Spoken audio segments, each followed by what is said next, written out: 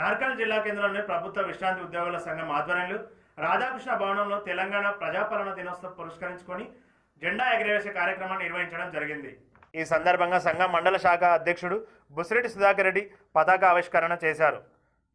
వ్యక్తులు ప్రసంగిస్తూ స్వాతంత్ర భారత ఆవిష్కరణలో భాగంగా ఆంగ్లేయుల నుండి స్వతంత్రం పొంది అనేక చిన్న చిన్న రాజ్యాలుగా భారతావనిని ఏక భారత్ నిర్మిస్తూ ఆనాటి హోంమంత్రి సర్దార్ వల్లభాయ్ పటేల్ ఆధ్వర్యంలో విలీన కార్యక్రమం విజయవంతం చేయడం జరిగిందని ఆయన ఈ సందర్భంగా తెలిపారు. ఈ కార్యక్రమంలో జిల్లా ప్రధాన కార్యదర్శి శ్రీధర్, మండల కార్యదర్శి యోగేందర్ రెడ్డి, కోశాధికారి వెంకటశెట్టి, సభ్యులు వెంకటరెడ్డి, సీనియర్ సిటిజన్స్ జిల్లా సంఘం అధ్యక్షులు వార్డెన్ చెన్నయ్య, బాలస్వామిరావు, వేణుగోపాల్, పాపిరెడ్డి, పాండురంగయ్య, సుధాకర్ రెడ్డి, వీరేశలింగం తదితర విశ్రాంతి ఉద్యోగులు పాల్గొనడం జరిగింది.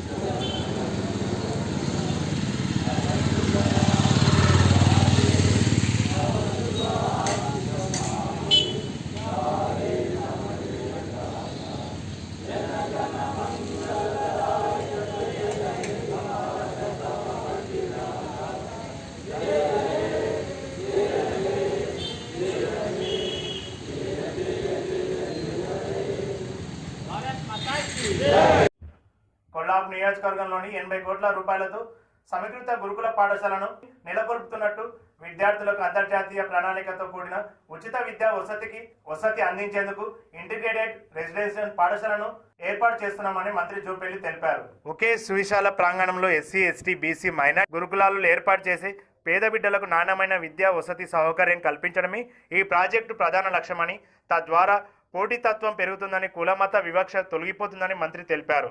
ఆహ్లాదకరమైన వాతావరణంలో కృష్ణానది ఒడ్డున ఇంటిగ్రేటెడ్ రెసిడెన్షియల్ స్కూలు నిర్మాణం రాష్ట్రంలోని అన్ని నియోజకవర్గాలలో ఈ సమీకృత పాఠశాలను నిర్మించినట్లు మంత్రి తెలిపారు. కొల్లాపూర్ నియోజకవర్గంలోని జెట్ప్రోల్ గ్రామంలో స్కూలును ఏర్పాటు చేస్తున్నట్లు, దాని కావాల్సిన ప్రభుత్వ భూమిని జిల్లా కలెక్టర్ బదాస్ సంతోష్తో కలిసి మంత్రి జూపల్లి కృష్ణారావు పరిశీలించారు.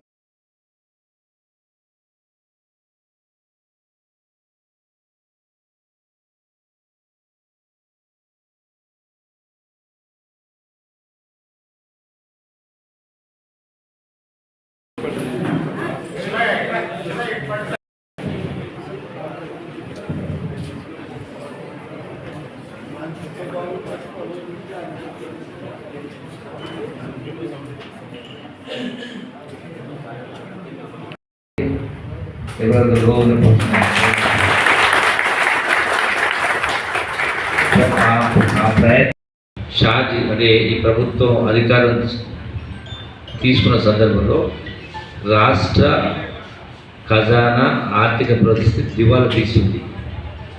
అంటే 2014 జూన్ 2వ తారీఖున తెలంగాణ రాష్ట్రం వచ్చినప్పుడు ఈ రాష్ట్ర అప్పు 70,000 కోట్లు. ఈ రోజున రాష్ట్రం అప్పు కేసీఆర్ దిగిపోయినట్టుగా రాష్ట్రం అప్పు సుమారుగా 8 లక్షల కోట్లు, 7,90,000 కోట్లు సుమారుగా. అంటే ప్రతి నెలకు 5,000 కోట్ల రూపాయల వడ్డీ కడతా ఉన్నాం. 5,000 కోట్ల రూపాయల వడ్డీ ప్రతి నెలకు. కేసీఆర్ చేసిన గొప్ప పరిపాలన పుణ్యమాని ఇంత చేస్తాము. అంటే సంవత్సరానికి 60,000 కోట్ల వడ్డీ. ఘనంగా ప్రజాపాలన దినోత్సవం జాతీయ పతాకాన్ని ఆవిష్కరించిన ప్రణాళిక సంఘం ఉపాధ్యక్షులు జి చిన్నారెడ్డి. ఈ సందర్భంగా చిన్నారెడ్డి మాట్లాడుతూ నార్కల్ జిల్లాను అన్ని రంగాలలో అభివృద్ధి పథకంలో మొదటి స్థానంలో ఉందని, ఈ విషయంలో అధికారులు, ప్రజాప్రతినిధులు సహకారం ఎంతో ఉందని ఆయన అన్నారు. మంగళవారం తెలంగాణ ప్రజాపాలన దినోత్సవం నాగర్ కర్నూలు జిల్లా సమీకృత జిల్లా అధికారుల కార్యాలయ సముదాయంలో ఘనంగా నిర్వహించారు. ఈ సందర్భంగా ప్రణాళిక సంఘం ఉపాధ్యక్షులు చిన్నారెడ్డి జాతీయ పతాకాన్ని ఆవిష్కరించిన పోలీసు గౌరవ వందనాన్ని స్వీకరించారు. అనంతరం తెలంగాణ రాష్ట్ర ప్రభుత్వం జిల్లా వ్యాప్తంగా చేపట్టిన అభివృద్ధి సంక్షేమ పథకాలను వివరించారు. ఈ కార్యక్రమంలో నార్కల్ జిల్లా collector Badavath Santosh, superintendent of police Vaibhav Gaikwad Raghunath, నార్కల్ MLA doctor Kuchukulla Rajesh Reddy, Achampet MLA Chikkudu Vamsi Krishna, Kalakurthi MLA Kasireddy Narayana Reddy, DFO Rohit Gopidi తదితరులు పాల్గొన్నారు.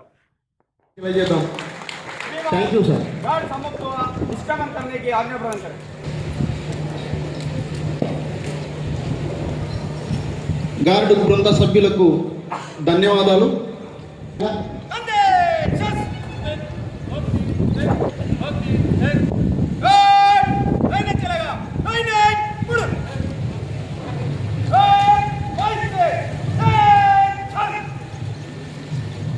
గట్టిగా పోలీస్ సభ్యులు గౌరవ శాసనసభ్యులకు అభివృద్ధి కార్యక్రమాల్లో పూర్తి సహకారం అందిస్తున్న సమస్త ప్రజాప్రతినిధులకు, ప్రజలకు మరియు ఎంతో శ్రమించి అన్ని కార్యక్రమాలని జయప్రదం చేస్తున్న గౌరవ జిల్లా కలెక్టర్ గారికి, అందరికీ కూడా వారి మిగతా సిబ్బంది కూడా నేను హృదయపూర్వక కృతజ్ఞతలు తెలియజేస్తున్నాను.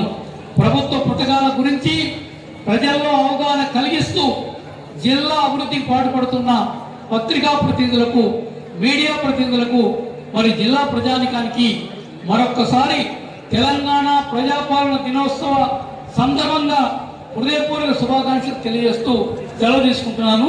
జై హింద్. జై.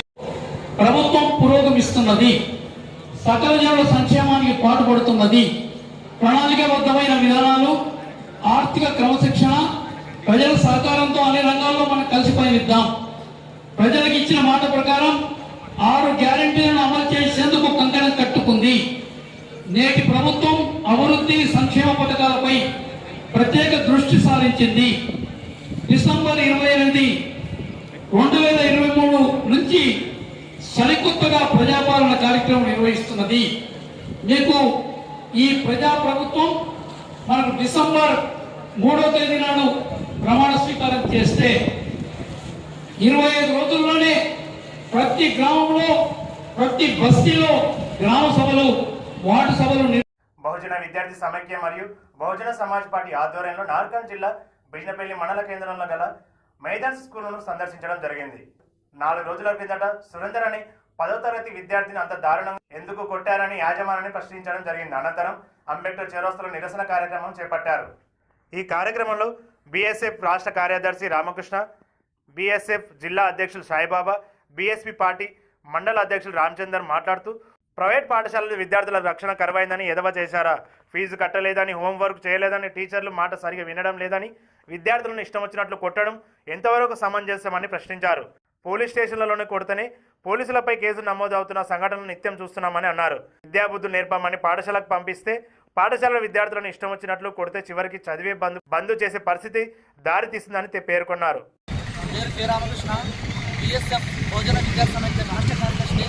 ఈరోజు బీఎస్ఎఫ్ బహుజన విద్యార్థి సంఘం మరియు Bahujan Samaj party BSP party ఆధ్వర్యంలో మొన్న శుక్రవారం నాడు గౌరారం గ్రామానికి చెందిన 10వ తరగతి విద్యార్థిని రమేష్ అనే తెలుగు అధ్యాపకుడు కొట్టడం జరిగింది.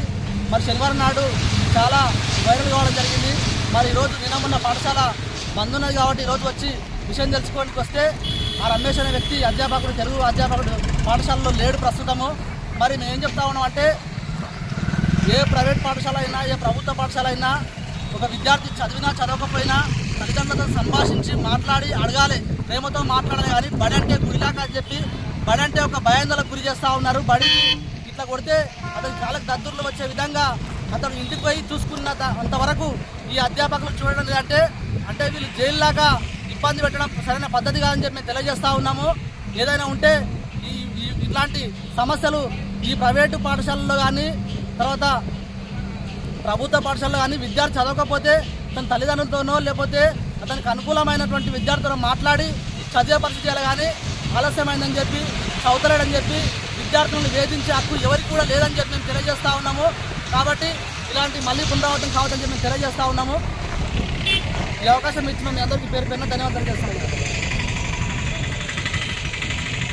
ఈ పాఠశాల పైన సంబంధిత విద్యాధికారులు, ఎంఈఓ, డిఈఓ, జిల్లా కలెక్టర్ వెంబడే స్పందించాలని చెప్పి అక్కడ ఉన్నటువంటి టెట్ క్వాలిఫై ఉన్నటువంటి అందరూ ఉపాధ్యాయులు ఉన్నారా లేదా ఇది కూడా, ఎందుకంటే ఒక విద్యార్థి సరైన సమయానికి రాలే అని చెప్పి, అదేవిధంగా అన్ని సబ్జెక్టులు చదువుతాలని చెప్పి కొట్టడం ఎంత రూలో, మాకు కూడా ఆ పాఠశాలలో అన్ని నామ్స్ ఉండాలి. అన్ని నామ్స్ ఇవ్వని పక్షాన పాఠశాలను సీజ్ చేయాలి. సంబంధిత విద్యాధికారులు వెంబడే స్పందించాలని లేని ఎడల ఈరోజు కొంతమందితోనే కనిపిస్తూ ఉన్నాం. కానీ రేపు ఆ పాఠశాల పైన విద్యా సంబంధిత అధికారులు స్పందించని ఎడల అన్ని విద్యార్థి సంఘాలు, ప్రజా సంఘాలు పెద్ద ఎత్తున ఉద్యమం చేయాల్సి వస్తుందని చెప్పి తెలియజేస్తూ ముగిస్తా ఉన్నాను. జై భీమ్, జై భారత్. జై భీమ్. నా పేరు పానుగంటి రామచందర్, బీఎస్పీ పార్టీ బిజినపల్లి మండల అధ్యక్షుడిని. మొన్న శుక్రవారం నాడు కృష్ణాపల్లి మండల కేంద్రంలో గల మేధాంశ పాఠశాలలో 10వ తరగతి చదువుతున్న గౌరవరం గ్రామానికి చెందిన కదిరి సురేందర్ అనే అబ్బాయిని ఆ పాఠశాలలో బోధన చేసే తెలుగు పాఠ్యాంశాన్ని బోధన చేసే రమేష్ అన్న సారు కఠినమైన దెబ్బలతో దాడి చేసి ఆ పిల్లగాన్ని గాయపరిచిన విషయం గురించి ఈరోజు బహుజన విద్యార్థి సంఘం మరియు బహుజన్ సమాజ్ పార్టీ ఆధ్వర్యంలో పాఠశాలను సందర్శించడం జరిగింది. అక్కడ ఉన్న పాఠశాల యాజమాన్యం చెప్పడం విషయం ఏంటంటే, పాఠశాల కరస్పాండెంట్ రవి సారు పిల్లగాడు లేట్ అయ్యి వచ్చిండు, అందుకనే కొట్టాల్సి వచ్చింది అని ఒక మాట చెప్తున్నాడు. ఆ క్లాస్ టీచరు రవేణ సారు ఆ పిల్లగాడు హోంవర్క్ చేయలేదు, అన్ని సబ్జెక్టు కరెక్ట్ హోంవర్క్ చేయట్లేదు అని చెప్పేసి కొట్టిండు అని చెప్పేసి అంటా ఉన్నాడు.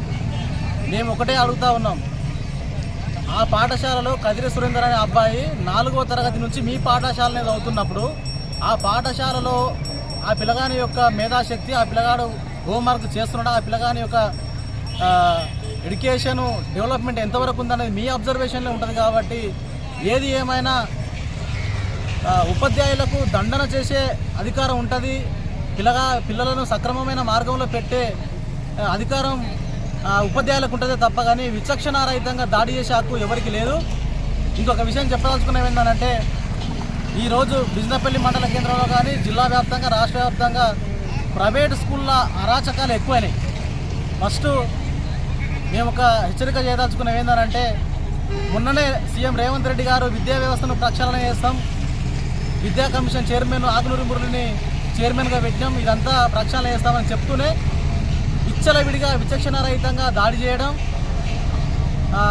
కనీస విద్యార్హత లేని ఉపాధ్యాయులచే విద్యాబోధన చేయడం, ఫిట్నెస్ లేని బస్సులు కావచ్చు, తర్వాత విచ్చలవిడిగా ఫీజు వసూలు కార్యక్రమం, ఇదంతా మేము ఒకటే చెప్పదలుచుకున్నాం, ప్రభుత్వానికి హెచ్చరిక చేయదలుచుకున్నాం. మరియు డిఈఓ గారికి, మండల విద్యాధికారి గారికి మేము ఒక అల్టిమేటం జారీ చేస్తూ ఉన్నాం. మీరు ఎంబడే ప్రభుత్వ పాఠశాలలను కానీ అక్కడ పనిచేసే ఉపాధ్యాయుల విద్యా క్వాలిఫికేషన్స్ కానీ కరెక్ట్గా ఉండాలి, పిల్లలకు మౌలిక సదుపాయాలు ఉండాలి. ప్రభుత్వం ఏదైతే చేపట్టిన జీవో ప్రకారం ప్రభుత్వ స్కూళ్ళలో, ప్రైవేట్ స్కూళ్ళల్లో బుక్స్ అమ్మొద్దని చాలా ఇంతకుముందు స్కూల్స్ ఓపెన్ అయినట్టే బిజినపల్లి మండల కేంద్రంలో మాస్టర్ మైండ్ అనే స్కూల్ గురించి మేము చాలా పెద్ద ఎత్తున పోరాటం చేయడం జరిగింది. ఆ పాఠశాల పైన ఎటువంటి చర్య తీసుకుపోగా నిమ్మకు నీరెత్తినట్టు ఇక్కడ ఉన్న అధికారులు ప్రవర్తిస్తూ ఉన్నారు. ఇకనైనా విద్యా వ్యవస్థ ఈ ప్రైవేటు పాఠశాలల పైన చర్య తీసుకొని ఆ అబ్బాయికి న్యాయం చేయాలని కోరుతూ మేము డిమాండ్ చేస్తూ ఉన్నాం. జై భీమ్. ఒడిశా రాష్ట్రంలో భువనేశ్వర్లో మంగళవారం మధ్యాహ్నం 12 గంటలకు ప్రధానమంత్రి ఆవాస్ యోజన అర్బన్ 2.0 కార్యక్రమాన్ని ప్రధానమంత్రి నరేంద్ర మోడీ వీడియో కాన్ఫరెన్స్ ద్వారా లాంఛనంగా ప్రారంభించడం జరిగింది. ఈ సందర్భంగా ప్రధానమంత్రి మాట్లాడుతూ 5 సంవత్సరాల్లో 10 లక్షల కోట్లతో కోటి పట్టణ గృహాలను నిర్మించేందుకు ప్రణాళిక రూపకల్పన చేసినట్లు పేర్కొన్నారు.